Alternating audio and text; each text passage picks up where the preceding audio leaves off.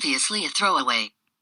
To put things into perspective, I am 20 and my GF, 21, had been dating/together for 4 and a bit years. Typical high school sweethearts. We wanted to move away and start our own lives after college.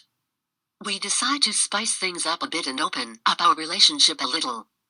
It was pretty much a joint decision, but looking back she was kind of insistent on the whole sex is fun idea. She is on a night out with some friends when she phones me and asks if the whole open relationship thing is still cool. Explaining she's met a guy, M24, and asks for me to pay for a hotel because she wasn't working at the time. I agreed. I tell her to go for it, and she does. She texts me to say she had a good night and that all was well. The week after, she mentions she's meeting up with this guy again. Wasn't expecting it, but I'm cool with it. Again, asks for me to pay for her hotel. A decision I would live to regret. She doesn't text me the entire night. Weird, but okay, maybe she's just having a good time? The next day I receive a load of messages about how she needs a break from everything right now. Meeting this guy has apparently opened her eyes. A little more conversation and we're over. She's completely cut me out of her life. I check her Snapchat story, and of course, she's with him. I've heard from her friends that they're dating now. TLDR.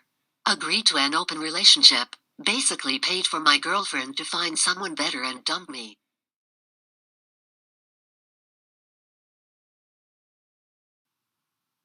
I'm just walking to the shop, minding my own business, smoking and listening to music through my earphones.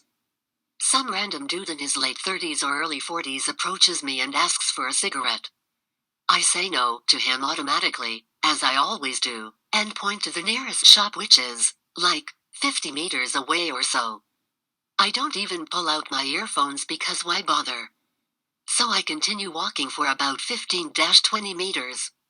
I already forgot all about him, to be honest. Suddenly, I feel something hit the back of my neck and splash me with some liquid. I turn around, pull out my earphones and see the dude shouting obscenities at me. I'm still a bit shocked, so I just stare at him blankly. Then, he starts charging at me with a clear intent of beating the shit out of me.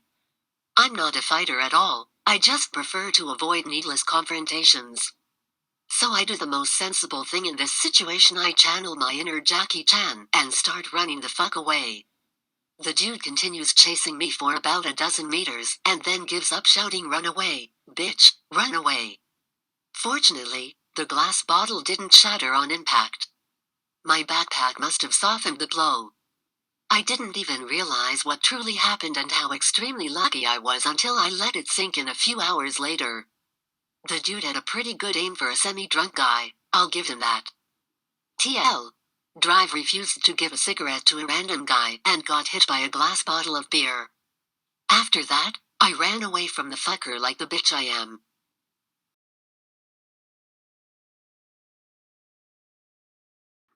Around a month ago, I noticed that my best friend was covered in bruises, scratches, small cuts and such.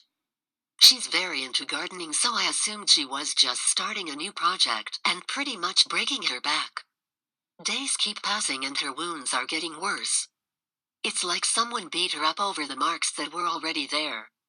I start to panic, and my mind directly goes to her boyfriend, a stereotypical buff, white, American guy very into wrestling, guns, monster trucks, all of that manly stuff. He's also hicky right-winged and conservative. Lately they had been arguing over having a baby, since he really wants one. The problem is that she refuses to give birth until she's done with her PhD. By the way, he has no studies and has expressed many times how inferior he feels. She's being abused, I think. She's not telling me anything, I think. In fact, it's not that she's not telling me about this, she's not telling much about her life at all, unlike she did in the past. We used to be inseparable. She must be isolating herself. She's in trouble. I should call the police. And I did. I got my best friend's boyfriend arrested that same night. And I followed the cop's car to watch justice happen right before my eyes. Turns out that he was not abusing her well, yes, but not in the way I thought. Lately they had been into all sorts of hardcore bed play. Paddles, chains, ropes, spanking, kicking, biting. I wouldn't have thought in a million years that my vanilla, succulent loving friend was a masochist. Things got worse when he removed his shirt in public to show me that he had wounds too. And that he enjoyed having them. Because they were consensual and came from someone he loved. Now she's deciding whether I'm a stupid, nosy bitch or caring friend. Her man wants me dead. I couldn't be more mortified as we speak. TL. Drive. I tell the cops that my BFF's boyfriend is beating her up. Turns out her wounds are from BDSM activities.